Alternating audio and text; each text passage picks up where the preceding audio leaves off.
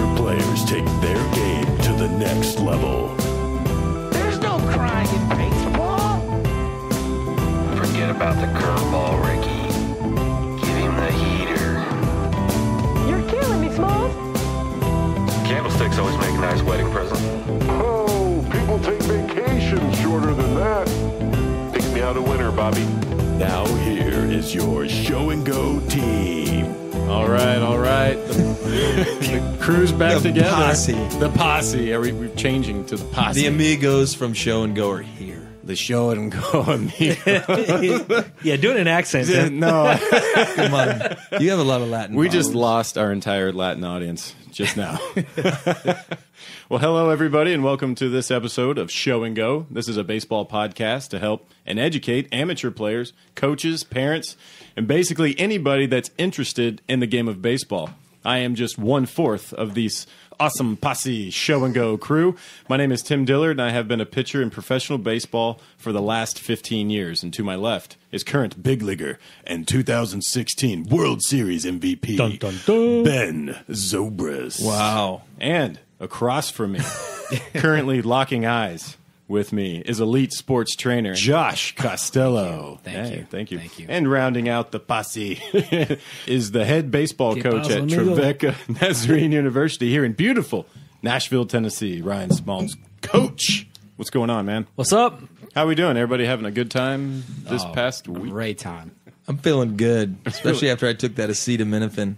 See them. The what? Is that Tylenol. Is that legal? Tylenol. Tylenol. Yeah. That I've heard of. Shout out to ibuprofen, been sponsoring me for over 20 years. Is that NSF? That's true. Is the NSF approved? I'm Tylenol? pretty sure Tylenol You good? is, but it wasn't on the bottle, so you never know. I could have a positive test next week. Yeah. Yeah. Let's hope not. They just show up to your house, don't they? They call you an Absolutely. hour before. Absolutely. I Hey, I'm it's- here. Hey, in my 13th season, my 13th off season, I got drug tested in the off season for the first time. They come to your house? I came to my house, man. Is it I pretty can't look- invasive? I can't look at my guest bathroom the same way ever again. Dude, I got drug tested 3 times this offseason. No. Wow. Within like a month. It was all within the same month, too. Hey, weren't you at a vacation house or something, and they came out there Absolutely. to... That was unbelievable. that was after 2016. For sure. They Well, came. if you're the MVP, we were they're gonna at track you down anywhere. 45 Yeah, minutes away from random, Nashville whatever. with family at a log cabin, and the CDT drug guy shows up at the door. Hey, I got to do a test. Wait, how did they know where you were? I'm like, hold on. Was he in a Don't chopper? Don't start the Christmas meal yet. I have to go pee in the bathroom with this guy. And don't mind him. He's supposed to be in there with Yeah. me. Wait, It's not are you awkward. sharing your Nothing to see location? How did he know you were there? Are He you called and was like, "Hey, I need to come do a drug test right now." I'm And like, then you heard "Serious?" a chopper. I said, "Okay, come on over. You can open presents with us." Well, at least it's only Oh urine. my gosh! Well, at some point here, we're going to get to a topic that actually makes Let's talk some sense. baseball. Is Sounds that all right good. with you guys? Let's do it. What do you got? What's the topic? Well, I thought today we'd talk about something we've touched on a bunch of times in here. I think we've alluded to it in one way or another on a couple different episodes, but I thought we'd talk about how to be a good teammate. You know, what exactly does it mean to be a good teammate? Why is it important? You know, how does that show up? And maybe some stories about teammates, good or bad, that y'all have had, and just get your thoughts on that. I know as a coach, I think it's vitally important. I'll save some of my thoughts for later, but I just want to get y'all's take on that and just kind of see where it goes. What do you got, Timmy? How to be a good teammate. Lead us off. Yeah, I'm gonna let Ben start. Well, this one. first of all, I'd like to just say that Dim Tillard has got to be one of the best teammates in baseball, right? Because the same team keeps like hiring him back and saying, "Please keep our team together," you know, and basically Tim finds a way to help everybody around him be a better teammate. So essentially, that's kind of one of your gifts as a player. Well, they're not signing me back for my ability. Clubhouse guy. No, yeah, I mean, it used to be a thing. Years ago, you needed a guy in AAA on the fringe of the big leagues, back and forth maybe, to help regulate the clubhouse. You know, it could be the fun guy, or it could be the general guy that comes in and just doesn't take any crap. I don't do that. I don't really care. You know, you can kind of do whatever you want. But I think leadership has many faces. I have many faces. But my role is basically I go in every day trying to help as many people as I can. And Do you think that really every day when you go in to the clubhouse, I want to try to help as many people as I can today? Yeah. I mean, you make it sound like I'm a doctor. I mean, like, seriously, I have to make a conscious decision to go inside and just it's about relationships for me. I think we can stop it right here. I mean, I think that's pretty profound, really. I mean, tearing up I am. No, and that I haven't always been that way, but I think you were pretty selfish. Is that where you? Yeah. I mean, baseball, you know, it's really hard to point outward. It's really easy to point inward, and I guess that could be life. For me, I've had baseball taken away from me when I didn't expect it in the last 5 or 6 years. And so every time I put a jersey on, it's real special. And every time I'm in the clubhouse, it's special. So that's how I approach my teammates. You know, they may not be here the next day. I may not be here the next day. Not on a very grim level, but on a level of, you know, everything that happens in baseball. When did that change? I mean, you said that you weren't always like that. And all of a sudden you started thinking, wow, you know, every day is special. It is, you know, it is a blessing to be out here. I want to make the most of it. What changed you? 2013. I couldn't find a job in the U.S., and I ended up in Mexico. And it was around the time, this was during spring training in Mexico for the Summer League. And I looked down, and I'm towing not a mound rubber. I'm towing a cinder block that is buried underground. And that was my mound. And I realized, what's going on? Who am I? You know, what's my identity? You know, I don't know. I just started having all these thoughts. But one of the things I realized is I miss being away from the field. And so that's when I decided, I'm like, you know, it's not about me. It's not about me at all. And I'm going to pour into my teammates as much as I can. Mm.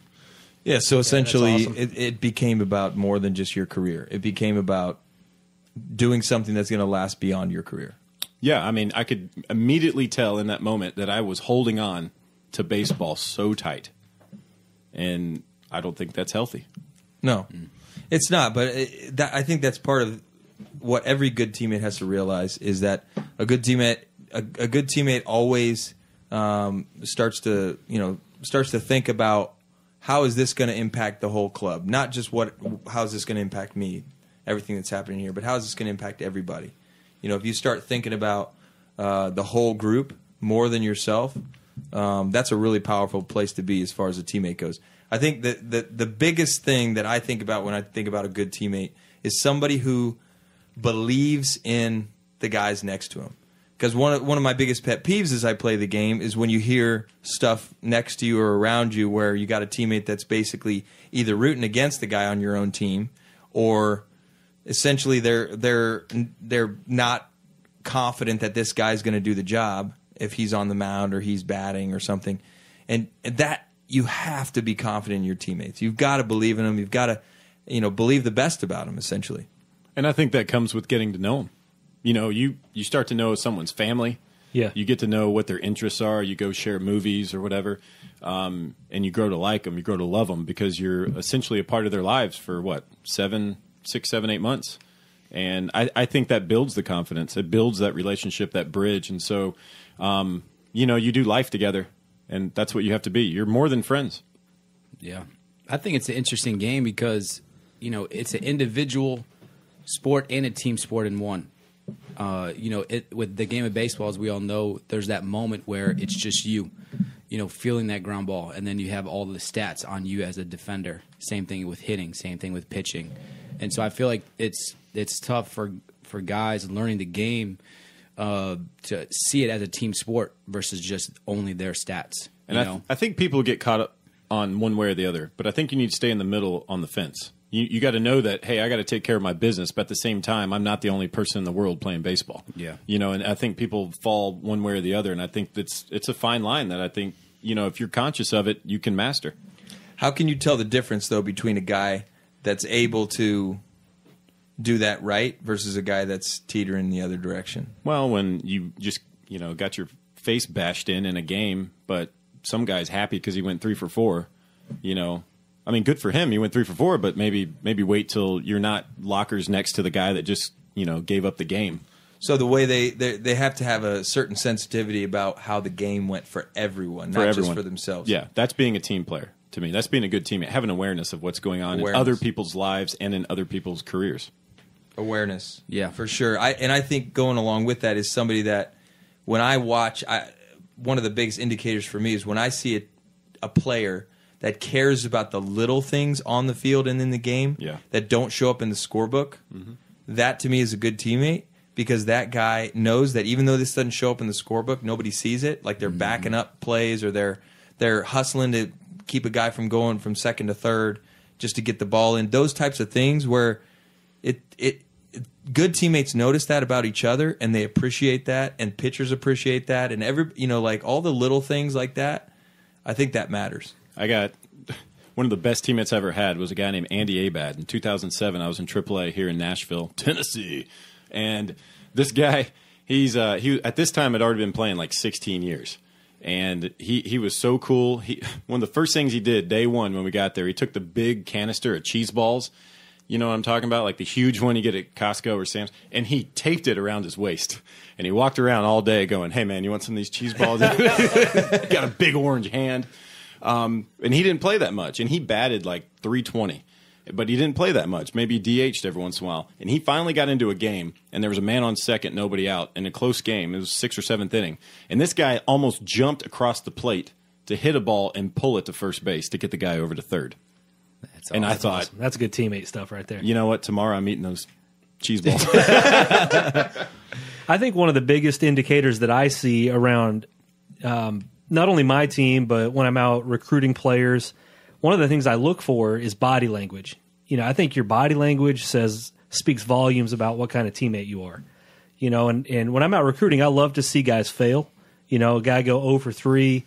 I know he's a good player. I wouldn't be going out to watch somebody if he wasn't a good player, but you get to learn a lot about somebody when their back's against the wall, they're going through a little bit of adversity. Are they going to put their head down and mope on their way back to the dugout and sit in the corner by themselves, not talk to anybody?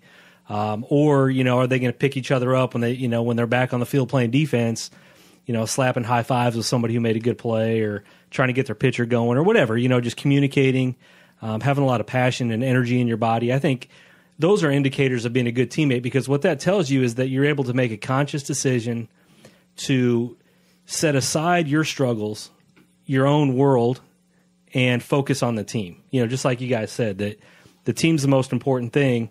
Set aside what you've been doing, you know, good or bad. You know, it could be success too. It doesn't have to be failure. You know, somebody, you know, experiences a lot of success and you know, they can be all about themselves just as much, you know, and still be able to put the team first, put your teammates first. I think that's critical. You know? So just awareness of body language. Body language stands out. Like bad body language stands out. It's horrible.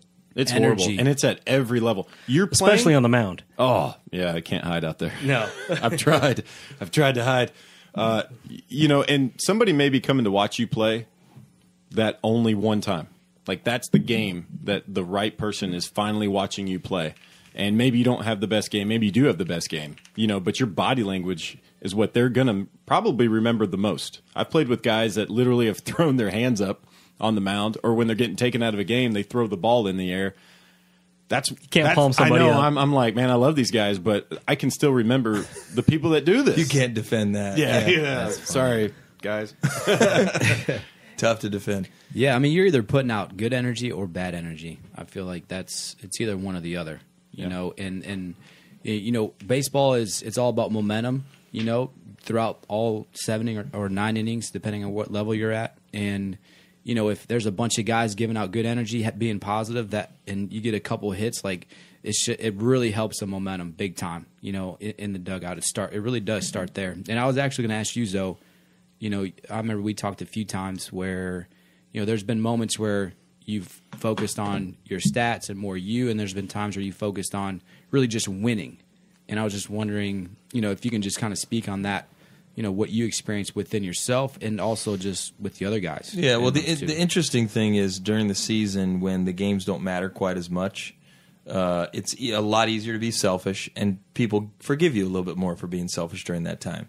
But when it comes to a game that really, really matters for the team, or a postseason game, or a playoff game, there's not going to be much for forgiveness for selfishness shown in that moment, because everyone knows that game is all about the team. So you've got to really put everything aside that you want to try to accomplish as a person or as a player, and be able to move beyond that. And I've struggled with both during the season and in the postseason at various times.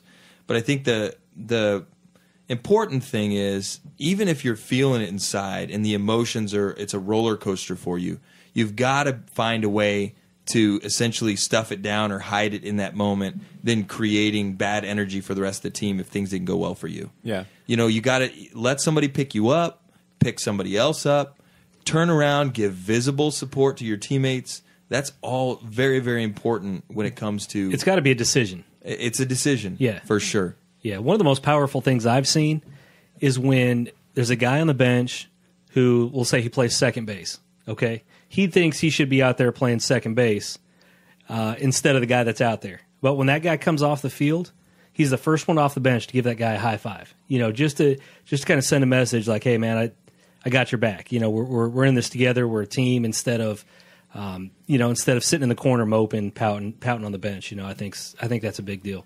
And a couple of years ago, I was in the bullpen in AAA, and I was kind of a fringe guy. They pushed me to the side a little bit. I wasn't used a lot, and so I had to kind of take on that role of helping guys, even though maybe my career wasn't going the way I wanted to. But one thing that I helped kind of lead to show guys about being prepared and being a good teammate and stuff like that is because you don't know what inning you're going to get. I guess this is mostly for pitchers, but I was prepared. You're talking about the guy on the bench. I was prepared. I'm like, at any moment, I may have to play. But until then, I got to be focused on everybody else. And I ended up I didn't even have a lot of innings. I had like 6 or 7 wins that just fell in my lap because I happened to be down there, kind of paying attention, but still prepared, because otherwise, if you just focus I never play, I'm just going to talk to my teammates. There is some accountability where you do have to be ready. That's why I was talking about that fence. You have to kind of be in that middle, take care of your business, but know that you're part of a team. For sure. Yeah, that's good. And I think when there's different ways that you show this stuff, right? You can show it with body language. We talked about that. You can show it with visible support. The way that you go about your business, the way you're preparing. I consider a good teammate somebody that's down in the tunnel. Doesn't have to be cheering the whole game, but they're down in the tunnel and they're getting themselves ready to get in the game. That is a good teammate. That's a good teammate move, But at some point, if you're down in the clubhouse and shooting the breeze when you should be getting ready, or you should be on the bench, that's a bad move. Yeah. That's just not smart, because the guys are going to see that and be like, he's goofing around on here. He should be up here supporting his teammates. Every team deals with that in some capacity at some point. But the other thing that I think about is this: the words that come out of your mouth, right? And those words are very, very important. They carry a lot of weight. And the biggest thing that I would focus on in what's coming out of your mouth is, what are you saying about coaches and teammates behind their back? And what is being said? Are you defending coaches and teammates when someone else is talking bad about them? Or are you shutting it off?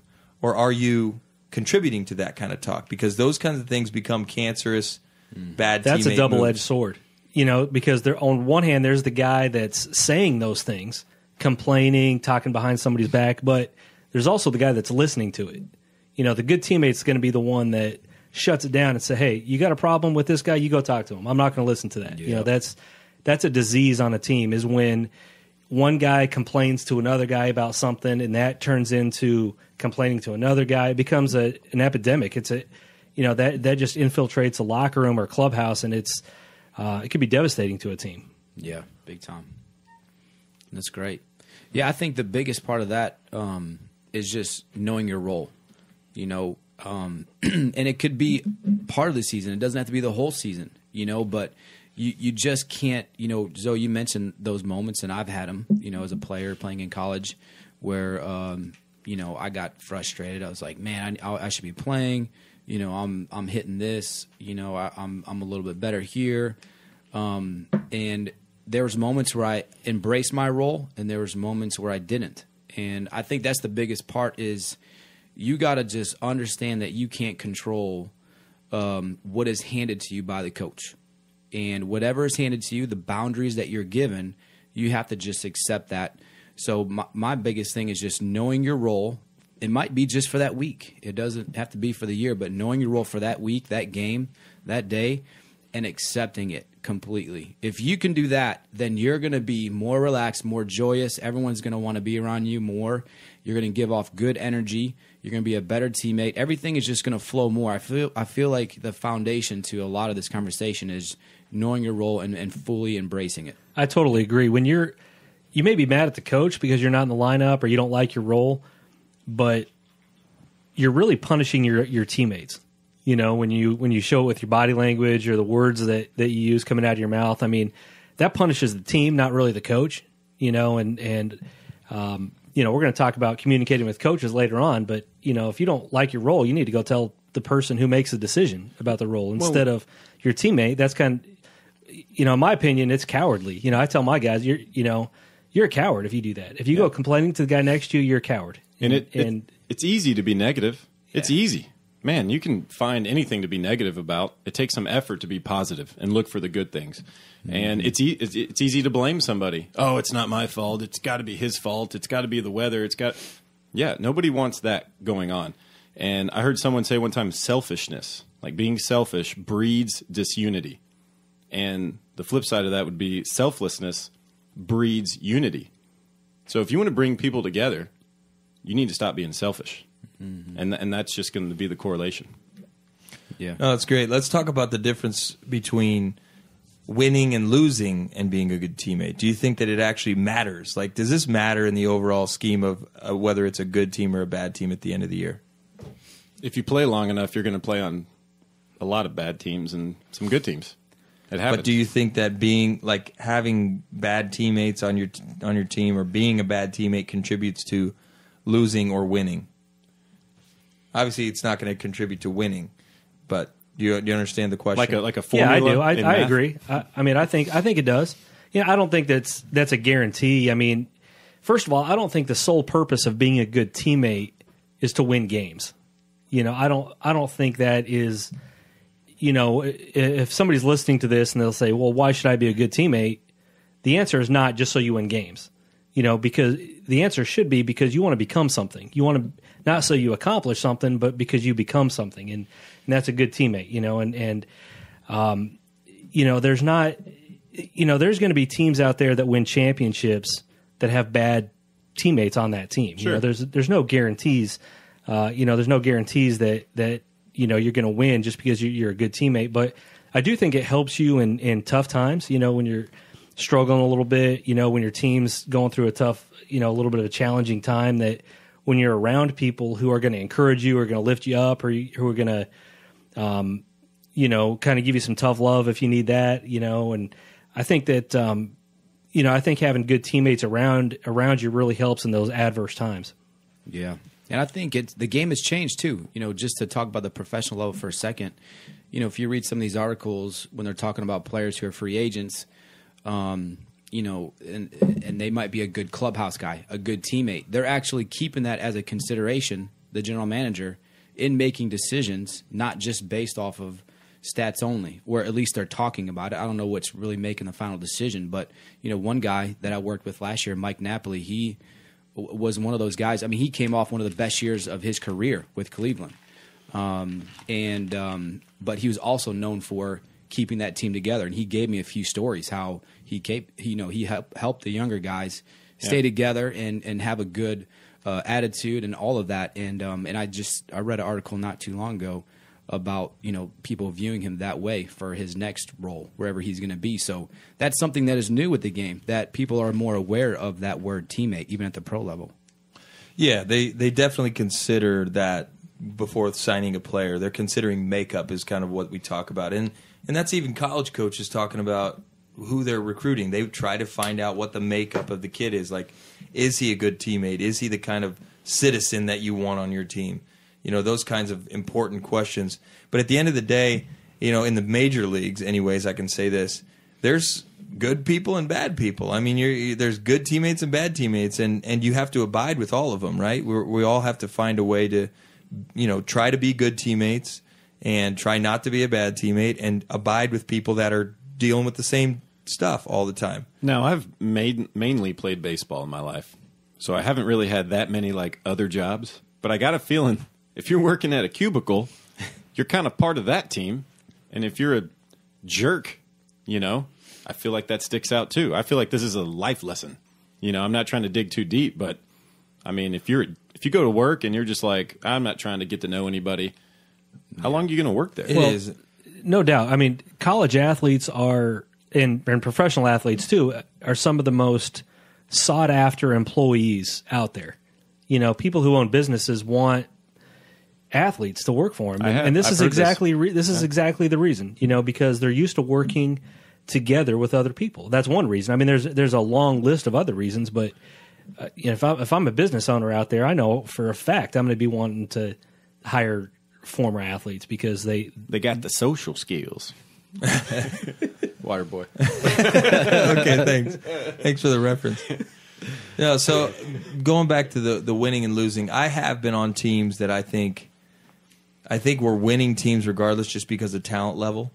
But I think the difference is you can be on a team and have the occasional bad teammates, guys that just don't really get it, but they can't be the main alpha dogs on the team. They can't be the guys that are leading the team. Because if you got guys like that think that they can lead the team and they can have that kind of attitude around, it doesn't work. It just doesn't work. Eventually you got to get better people around.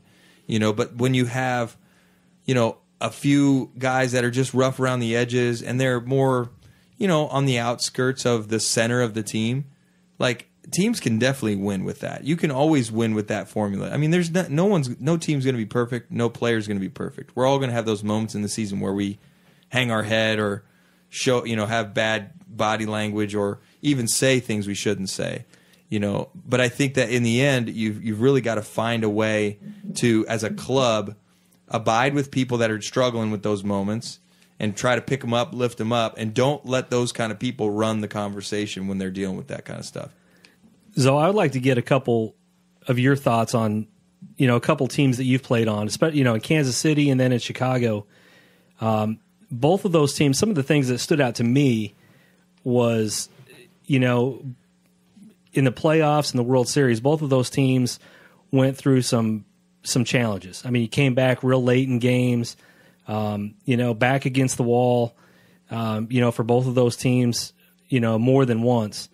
But this seems like, really, really tight, really connected, a lot of team chemistry, at least observing it. That's what I saw. Do you think that those things helped you guys? I mean, in believing in each other, pulling for each other, in a tangible way? For sure. Whenever you deal with adversity is when you can really see the heart of a team. And I saw adversity with Kansas City. I remember in the playoffs. We dealt with adversity in September. Actually, we were a bad losing team in September, but we had already clinched up the division in August. I mean, it was a very easy win in the division. So September, guys just kind of let off the gas, really stunk it up. But eventually it was like, we got to turn this around. Some guys were getting frustrated, but it was like not playoff time yet. So it was like a week before it or a few days before it, Ned Yost calls a meeting and says, hey, guys, now we got to get ready for the playoffs. Let's turn this up a notch, kick it up a gear. And guys responded. And then when we were in the series with Houston, we were down to our last, I want to say 5 outs or something like that. It was the 8th inning. And we responded with a bunch of hits, comeback. We were down 4 runs that we were going to get booted out of the playoffs at that point.